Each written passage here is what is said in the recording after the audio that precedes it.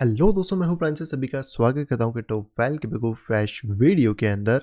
तो जैसे कि कल हमने बात करी थी अबाउट द बिटकॉइन एंड पुरानी वीडियोस में भी हम लोग यही बात करते आ रहे हैं कि बिटकॉइन इस टाइम पे कहीं ना कहीं नीचे की तरफ खिसकता हुआ जा रहा है और यहाँ पे अभी भी हमें एक बियरिश मोमेंटम देखने को मिल रहा है। अगर हम लोग बिटकॉइन के चार्ट के 4 आवर चार्ट के अंदर आते हैं तो यहाँ पे आप ये क्लियरली चीज़ देख पाएंगे कि बिटकॉइन ने पिछली बार भी रिजेक्शन यहाँ से लिया है। जब फैड की अनाउंसमेंट थी तो उस टाइम भी मैंने बताया था कि इंपॉर्टेंट रेजिस्टेंस रहने वाला है एंड दोबारा प्राइस जो यहाँ पे ऊपर की तरफ आया, जिसके बारे में मैंने कल भी बात करी थी कि ये स्टिल एज अ रेजिस्टेंस की तरह एक्ट करेगा और प्राइसेस को नीचे की तरफ पुश यहाँ पे कर सकता है। इसी के तौर पे अगर बात करें तो मार्केट कहीं ना कहीं बियरिश तो है ही है और इसी में अगर मार्केट अपने आने वाले कुछ दिनों के अंदर 18,000 वाले सपोर्ट को यहाँ पे लूज करता है, देन मार्केट 17,500 को टेस्ट करेगा और ये एक इंपॉर्टेंट लेवल होगा क्योंकि इसके ब्रेक होने के बाद कहीं ना कहीं बिटकॉइन बहुत ज़्यादा नीचे की तरफ गिर सकता है। जैसे कि हमने पहले भी देखा है कि इसमें जो एक पैटर्न यहाँ पे फॉर्म हुआ है वो कहीं ना कहीं बिटकॉइन को 10,000 तक भी यहाँ पे ला सकता है। अब हालांकि यहाँ से कोई रिवर्सल आता है या फिर मार्केट यहाँ इसको टेस्ट करता है या फिर इसको ब्रेक करता है, ये आने वाले कुछ दिन में हमें क्लियर हो जाएगा, लेकिन अभी की कंडीशन के अकॉर्डिंग तो ज़्यादातर चांसेस यही है कि बिटकॉइन कहीं ना कहीं नीचे की तरफ यहाँ पे स्लाइड कर रहा है और हमें करेक्शंस देखने को यहाँ पे मिल सकते हैं।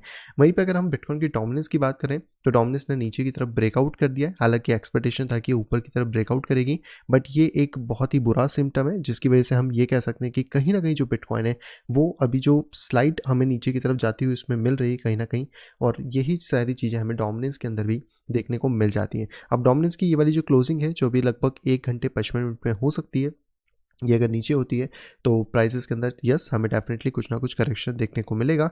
और ये इसका जो बेस रहेगा बेसिकली नीचे वो अराउंड अभी 39.98% के आसपास रहने वाला है, जहाँ तक कि आप शॉर्ट टर्म में एक्सपेक्ट करके चल सकते हैं। तो डोमिनेंस के अंदर इसने पूरे लेवल को या फिर पूरे पैटर्न को यहाँ पे प्ले आउट नहीं किया है, बट हाँ मार्केट धीरे धीरे नीचे की तरफ यहाँ पे ड्रॉप कर रहा है।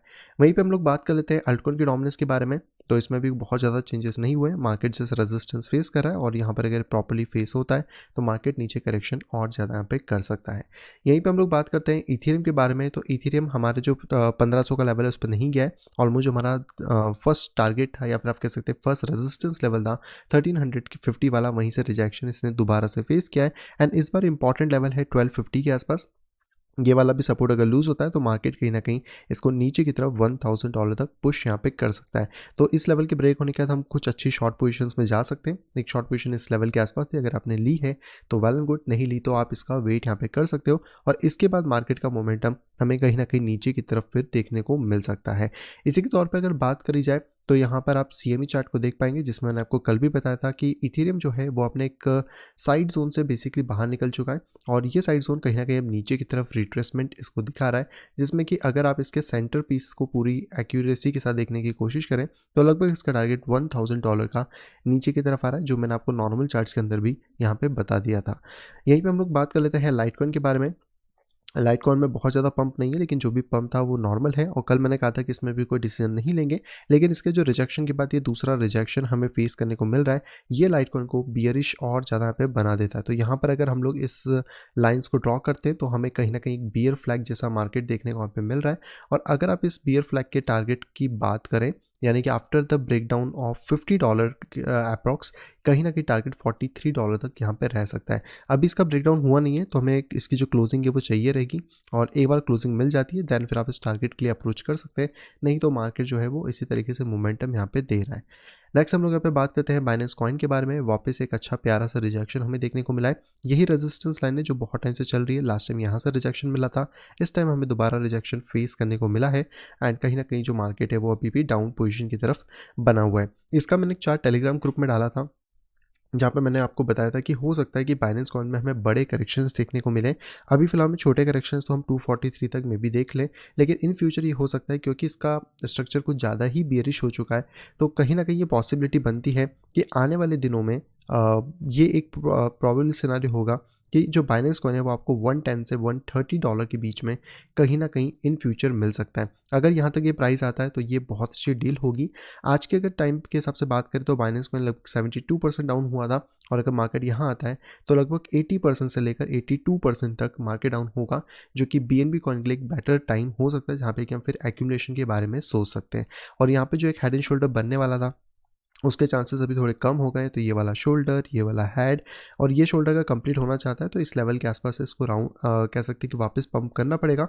लेकिन अगर ये जो लेवल है $244 के आसपास का ये ब्रीच हो जाता है तो कहीं ना कहीं बाइनेंस कॉइन के लिए ज़्यादा रास्ते खुल जाएंगे कि वो यहाँ पे 187 और $130 को नीचे की तरफ टेस्ट यहाँ पे फिर कर सकता है।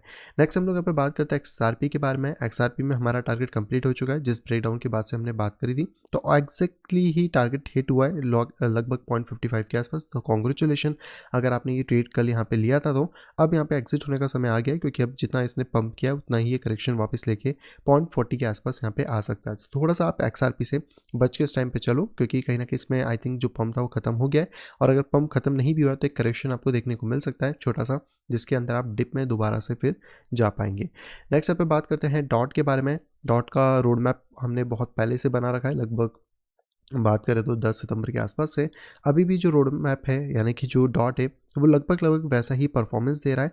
यहाँ पे थोड़ा सा मार्केट डेफिनेटली क्रंच कर रहा है, लेकिन हाँ अगर अभी मार्केट 5.99 के नीचे क्लोजिंग दे देता है तो ये ज़्यादा श्योरिटी हो जाएगी कि डॉट में करेक्शन बड़ा आ सकता है और $3.9 तक या $4 तक जो डॉट है वो करेक्शन ले सकता है। तो यहाँ पे हम थोड़ा सा वेट करेंगे 1 या 2 दिन देखने की क्या मोमेंटम बनता है और अगर बिटकॉइन क्रैश होगा तो डॉट में भी आपको बहुत अच्छी खासी एंट्रीज देखने को डाउन तरफ यहाँ पे मिल जाएंगी। नेक्स्ट हम लोग यहाँ पे बात करते हैं नियो के बारे में। नियो में ऑलरेडी करेक्शंस आ चुके हैं, रेजिस्टेंस पे 2 बार ये हिट कर चुका है। फाइनल लेवल हमें जो वेट कर रहे हैं वो है 7.8। अगर ये लेवल ब्रीच होता है तो मार्केट नीचे 5.2 को टेस्ट यहाँ पे फिर कर सकता है। नेक्स्ट यहाँ पे हम लोग बात करते हैं सोलाना के बारे में। सोलाना में भी हमारा रोड मैप लगभग वैसा ही चल रहा है, मार्केट अभी थोड़ा साइडवेज हो चुका है इसलिए वेट करना होगा $30 के ब्रेक होने का। जब भी ये लेवल ब्रेक होगा मार्केट के अंदर हमें करेक्शंस देखने को फिर मिल सकते हैं। नेक्स्ट यहाँ पे बात करते हैं हम लोग कार्डिनो के बारे में। कार्डिनो का बेसिकली आज जो कह सकते हैं वेसिल हार्टफोक है तो वो बेसिकली यहाँ पे अब लाइव हो चुका है सक्सेसफुली, ये बेसिकली जा चुका है और इसके अंदर जो फंक्शनलिटी है यानी कि स्मार्ट कॉन्ट्रैक्ट फंक्शनलिटी वो बेसिकली सितंबर से अब यहाँ पे अपडेट हो गई है। तो कहीं ना कहीं सिग्निफिकेंट अपडेट थी कार्डिनो के लिए जो कि इंपॉर्टेंट था और इसके लिए आप सभी को कॉन्ग्रेचुलेशन अगर आप यहाँ पे कार्डिनो को होल्ड यहाँ पे करते हैं। इसी के तौर पर बात करें चार्ट वाइज तो हाँ आज हमें थोड़ा सा पंप देखने को मिला है मार्केट में, बट ये एक हेल्दी पंप नहीं है। जैसे मैंने आपको लास्ट टाइम भी बताया था कि मार्केट ने जब से इस ट्रेंड लाइन को तोड़ा है ये एक बियरिश मोमेंटम हमें देखने को मिल रहा है एंड क्योंकि मार्केट यहाँ पे अभी थोड़ा सा पंप हुआ है एंड उसके बाद डंप होना स्टार्ट हो गया है तो हाईली चांसेस यही है कि मार्केट अभी इस लेवल के ऊपर क्रॉस नहीं कर पा रहा है 0.48 के ऊपर और ये कंटिन्यू अगर फॉर्मेशन रहता है तो आने वाले दिनों के अंदर कार्डिनो हमें नीचे यानी कि 0.40 तक आता हुआ मिल जाएगा। देखो इसकी जो न्यूज़ है वो अच्छी है, लेकिन इस न्यूज़ का ये मतलब नहीं है कि इससे करंट मार्केट के ऊपर एकदम तुरंत कोई असर पड़ेगा। XRP का केस थोड़ा सा आप डिफरेंट समझ सकते हो, लेकिन कार्डिनो का भी वो केस यहाँ पे इस टाइम पे नहीं है एंड कहीं ना कहीं अगर मार्केट बियरिश है तो वो XRP को भी डाउन करेगा और कार्डिनो को भी डाउन करेगा। तो हमें ये सारी चीज़ यहाँ पे देख के चलनी होगी एंड जैसे मैंने पहले बताया कि ये एक आपको डिसेंडिंग ट्रेंड लाइन देखने को मिल रही है तो इसका मतलब कि आने वाले दिनों के अंदर गलती से भी अगर ये सपोर्ट ब्रीच होता है 0.40 का तो कार्डिनो में एक हैवी करेक्शन देखने को मिल सकता है जिसकी एक्सपेक्टेड रेंज हम लोग $0.22 के आसपास लेके चल सकते हैं।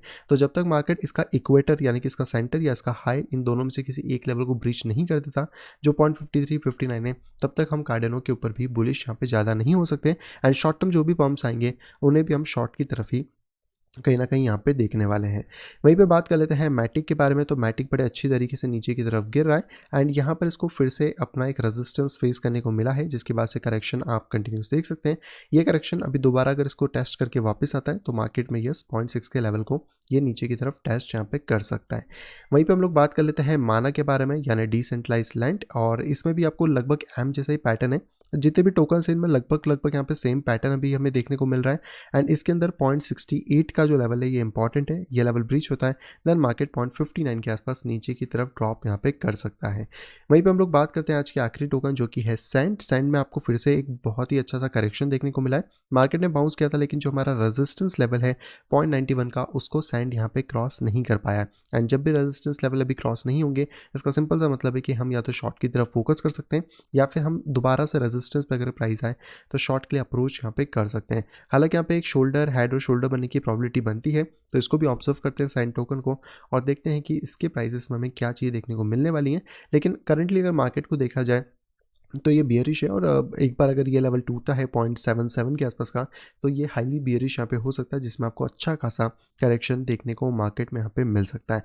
तो ये तो दोस्तों आज के सारे टोकन जो कि हमने कवर करें। हर चीज़ के ऊपर ध्यान रखिएगा, सारे टोकन अभी इंपॉर्टेंटली चल रहे हैं। एंड माना के अंदर अगर एक और चीज़ बात करें, सॉरी सैंड के अंदर, तो वॉल्यूम डिक्लाइन हो रहा है, यानी कि एक बहुत बड़ा और मेजर ब्रेकआउट या ब्रेकडाउन इसमें आ सकता है। ज़्यादा चांसेस डाउन के ही रहेंगे। जितना इसकी हाइट है, अगर हम इसको नापने की कोशिश करें एज अ कप वाइज, तो 0.4 तक भी इन फ्यूचर हमें आता हुआ मिल सकता है। तो रेडी रहो, अगर ऐसी कोई अपॉर्चुनिटी मिलती है तो आपको सस्ते में खरीदने के लिए टोकन यहाँ पे मिल सकते हैं। आज की दोस्तों अगली खबर की बात करें तो ये आ रही है इथेरियम के हार्ड फोक को लेके। हम सभी को पता है कि इथेरियम की जो मेन चेन है वो प्रूफ ऑफ स्टेक के ऊपर शिफ्ट हो गई है। और इस टाइम पे अगर बात करें तो इथेरियम के हार्ड फोक को लेकर ये चीज़ आ रही है कि यहाँ पे जो एक इनसाइड इंस्टिगेयर है, जिनका नाम है यहाँ पे चैंडलर गॉव, उनका क्लेम है कि जो इथेरियम का फॉक अभी बेसिकली यहाँ पे हुआ है वो अगले 10 सालों के अंदर इथेरियम की आज की करंट वैल्यू पे यहाँ पे पहुँच सकता है। लेकिन देखो इस पे हमें बहुत ज़्यादा डाउट है।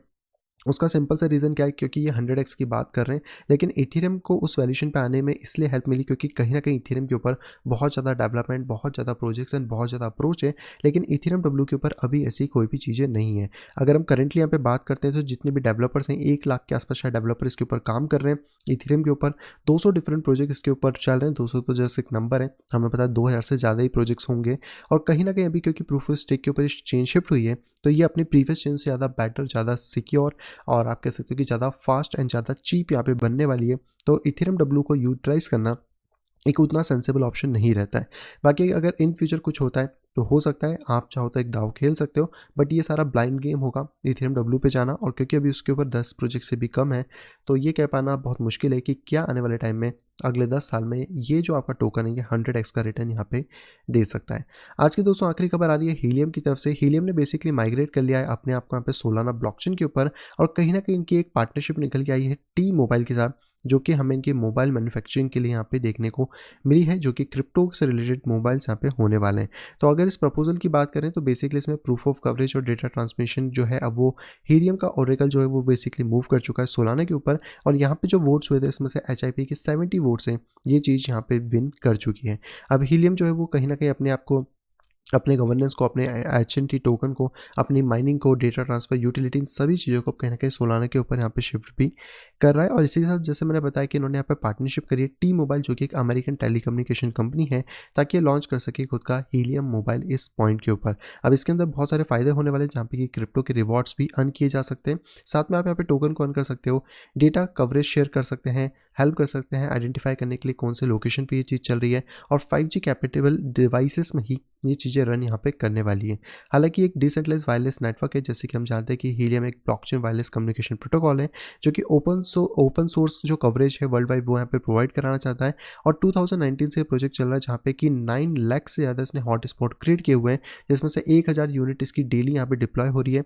और 2500 एक्टिव हीलियम्स है, जिसमें से 5G की अगर बात करें और यूएसए के बारे में तो 889 जो आप कह सकते हैं कि इसके मॉडम्स या फिर आप जो इसको हॉट स्पॉट्स हैं वो बेसिकली यहाँ पे बने हुए हैं। तो हीलियम प्रोजेक्ट अगर आप चेकआउट करना चाहो तो डेफिनेटली कर सकते हो। एक अच्छा प्रोजेक्ट मे बी माइट भी इन फ्यूचर हो सकता है, क्योंकि इनकी पार्टनरशिप्स और बाकी सारी चीज़ें बहुत सॉलिड यहाँ पे चल रही हैं। हालांकि इसकी माइनिंग पे हमने कोई वीडियो नहीं बनाया है, क्योंकि देखना पड़ेगा कि किस तरीके से होती है। बट अगर ये प्रॉफिटेबल है तो डेफिनेटली इसके लिए भी एक वीडियो हम लोग यहाँ पे प्लान कर सकते हैं। आई होप दोस्तों वीडियो आप सभी को यहाँ पे पसंद आई होगी। दोस्तों अगर वीडियो अगर पसंद तो प्लीज़ दोस्तों वीडियो को लाइक करिएगा। अगर अभी तक आपने चैनल अपने फैमिली या फ्रेंड के साथ शेयर नहीं करा है तो तुरंत जाए शेयर करें, ताकि वो लोग भी क्रिप्टो मार्केट से अपडेटेड रह सकें। और अगर आप आए फर्स्ट टाइम इस चैनल के ऊपर तो तुरंत जाइए चैनल को करिए सब्सक्राइब, साइड में देखिए नोटिफिकेशन बेल को दबा के क्लिक करें ऑल के ऊपर, ताकि मेरे आने वाली सभी वीडियो की इन्फॉर्मेशन प्रॉपर टाइम पे यहाँ पे पा सकें।